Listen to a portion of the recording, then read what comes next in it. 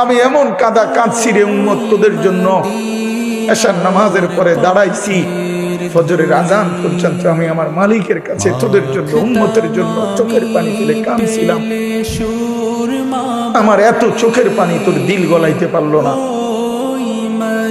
আমি তায়েফের পাথরের আঘাতে আমার পিঠটা চালনির মতো ছিদ্র ছিদ্র হয়ে গেছে রক্তে। আমি বুকে পেটে দুইটা পাথর বাঁধছি ক্ষুধার কষ্টে।